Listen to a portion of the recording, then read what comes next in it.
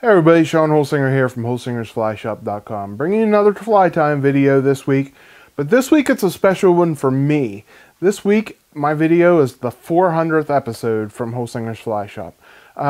Really cool. I can't believe that I've done that many videos. It's really shocked me when I actually realized there a couple weeks ago that my 400th episode was coming up. I can't believe I've been at it this long. Thanks for putting up with me and listening to my sometimes monotonous, boring voice. But you guys have really supported me, and you're always giving me support and stuff like that. And that's what keeps me going. So thank you very much for all the kind words you've given me over the years and supporting my video and supporting our shop at holsingersflyshop.com. This week's video is going to be a Matuka style fly. The Matuka is using wire to wrap the material down instead of thread. You wrap it down with thread at the beginning, but the wire holds it in place.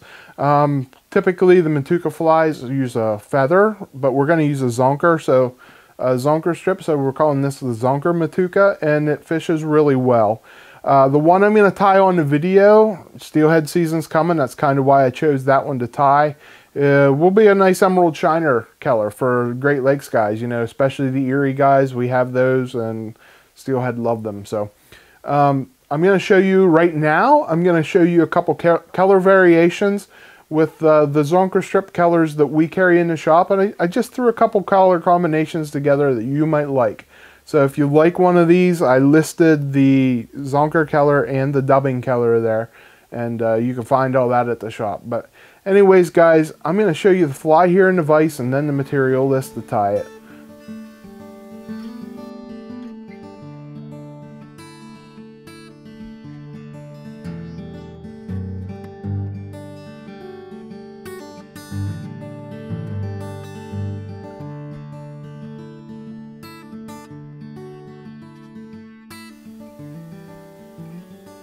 Okay, here you see the Zonker Matuka in the vise. Let's get into tying it here. For a hook, we're going to start out with a Firehole. This is an 839, size 10. I'm a barbless guy, you know that, if you watch my channel a lot, and so we're just going to stick with that. For thread, I'm using 140 Denier cream. You can use whatever color you want here, really. You're not going to see any of it, really. And it's all going to blend in at the end and be covered by your fish skull. With cream, if you want to change it with a marker or something, that is great too. So next thing we're going to put on is a piece of Brassie sized gold wire. I'm going to put it on right back there at the tail. Oops. And then we're just going to get this wire back out of the way. And I'm going to wrap it forward a little bit. Just cover this up so when I put the dubbing on here in a second, it gives it something to hold on to a little bit better. Next thing I'm going to do is I'm going to take my bodkin and I'm going to just start rubbing it on the string. What it's going to do on this 140 Denier, it's going to spin my bobbin and it's going to flatten out my thread. It'll allow me to split my thread to put the dubbing in. And what I'm going to do is I'm going to split my thread to make a dubbing loop. You could make a dubbing loop if you want, but it works just as easy to split your thread here. So that's the way I usually do it. So I'm going to take my thread, split it in half, as you can see.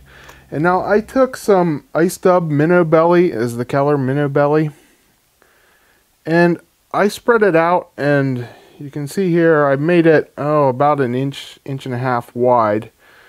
And oops, I dropped half of it there, which is fine. I'll pick it up here and put it back in. Put it in this loop, and then I'm going to close the loop, okay? And as I do that, it's going to spin it around a little bit. That's what we want, so no big deal there. And now I'm going to spread this out so I get it about 4 or 5 inches long here. Then I'm going to place my finger, and it's hard to do it on the camera here, but I'm going to place my finger, and then I'm going to take and I'm going to spin the bobbin. Okay, that's going to spin this thread, and it's going to make a nice tight dubbing brush. So just going to spin that and then give a pull on it, and that'll spin that dubbing brush down there good. Lock all those fibers in place, which is what we want. Then I take my bobbin or a Velcro brush and just pick it out a little bit. I want this to be buggy. This is going to be the belly of our fly here. So just pick some of them fibers out, give me some length. Next thing we're going to do is we're going to wrap this forward. And as I'm wrapping, I'm just going to pull these fibers backwards as I wrap it up. So try not to trap too many of the fibers down.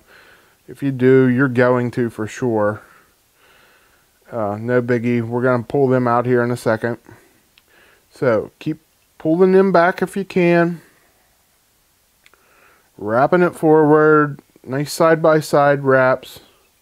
And wrap this the whole way up here to the head.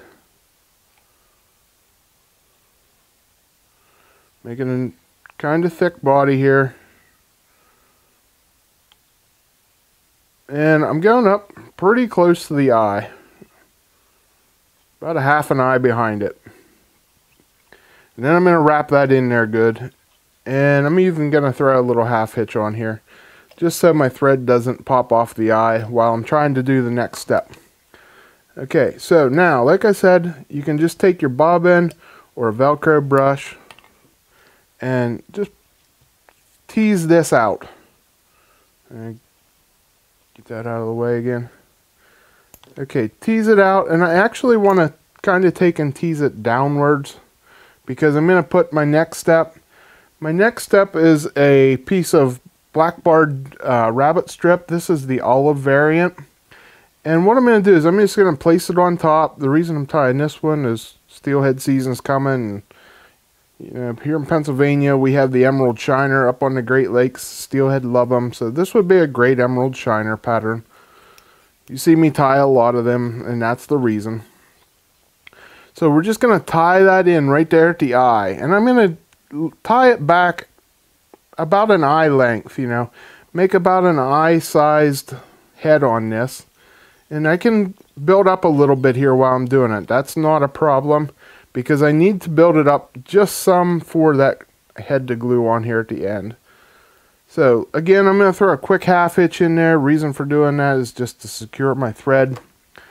Next thing I'm going to do, I'm going to come in here and I'm going to wrap this wire forward. That is the part that makes it a Matuka fly. And so what I'm going to do is I'm going to pull these fibers forward so I don't trap them.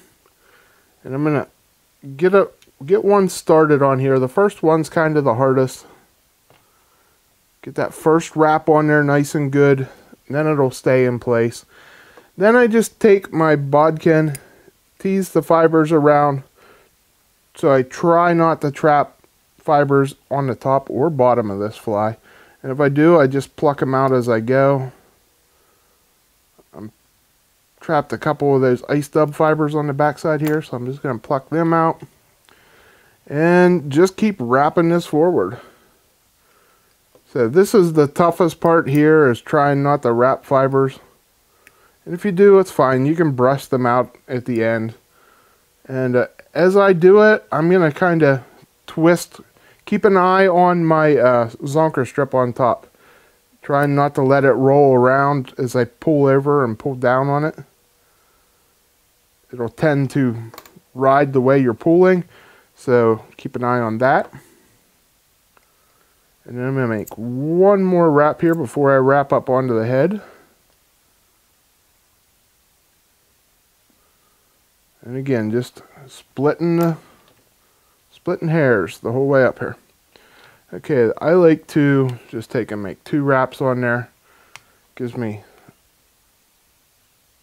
it easier for me to wrap up onto the head with it. Get a couple wraps on there, secure that, then we're going to helicopter this off. Alright, now we're going to whip finish.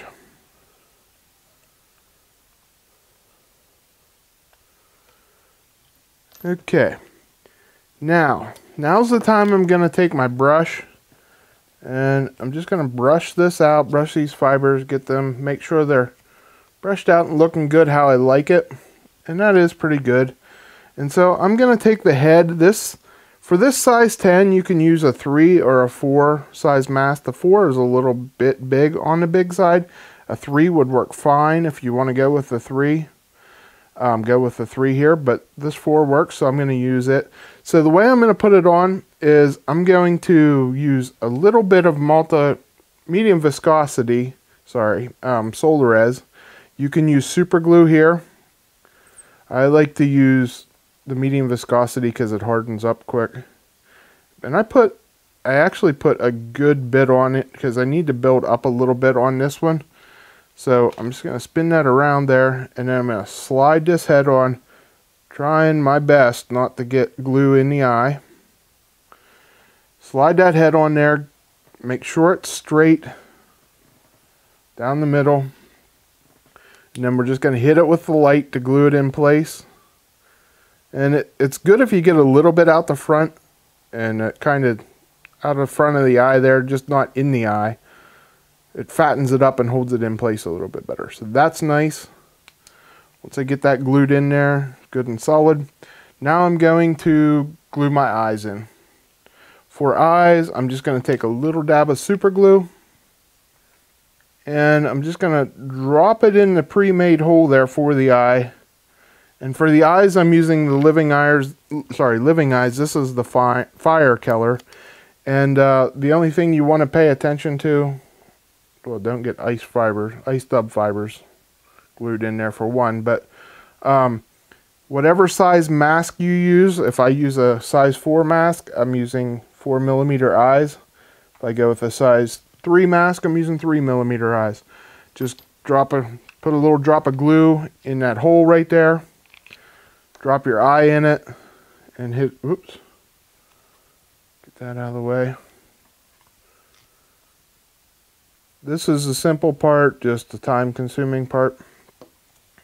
A lot of times when I'm doing this, I'll save this part and then just do them all at once, if I'm tying a bunch of these. But I like to put it in there and then take like my whip finish tool or something and just give it a little push down into the super glue. Another thing I will do is take a little bit of Solarez Bone Dry, and I will cover the eye and the head. I will, in essence, glue the outside of the eye into place. Just seems to hold the eye in there better.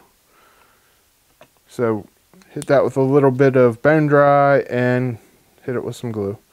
And that is all that's to it. It's not that hard to tie, it's just a little bit time consuming. But you have a great looking minnow pattern when you're done. Alright guys, I hope you liked that, and like I said earlier, thank you very, very much for watching all my videos and for 400 episodes. Like I said, I can't believe I have 400 episodes out there. I've been at this for a long time, about 8 or 9 years now. And it's been a lot of fun and a learning experience for me, and it's made me a much, much better tyer. Sorry about some of those earlier videos, to be honest. I was learning I wasn't learning tying as much, but I was learning the video and the editing and all putting it together. And some of those early videos are rough, so I apologize for those. But anyway, guys, you know, any of the materials, like always, part of the rule of putting a video out for me is it has to be material we carry in the shop to have it in the video. And so unless we've discontinued that and you're watching one of my old videos, you know, we carry all the materials for our videos in the shop. This one is no different. If you're interested in having me tie some of these flies or any of the flies in my video, you can reach out to me at holsingersflyshop@gmail.com. That one goes directly to me, not to the shop. So if you want any custom orders done, you can send them directly to me, and I'll get them taken care of, get back to you and take care of that for you. Any of the materials, you need to go over to our website, listed here now, holsingersflyshop.com, and that's where we carry all the materials. And you can also, in the description down in the bottom, if you scroll down through there, I have links to all the materials there. We actually put a little disclaimer out there. We got a new website, a back office end of the website, and some of the links on my old videos probably aren't going to work. So from now on out, I'm going to have to go back and change some of them. So if you try clicking on links and they don't work, I'm sorry about that. It's going to take me just some time to go through all those old videos. But anyways, guys, enough of talking about it. Get in tying, have fun, and experiment with different colors, different sizes too. These are fun and easy to tie with a little bit of practice. I'm sure you're going to enjoy it. So until next week, guys, head over to the shop for all your fly tying materials, and I'll see you then. I'm Shawn Holsinger.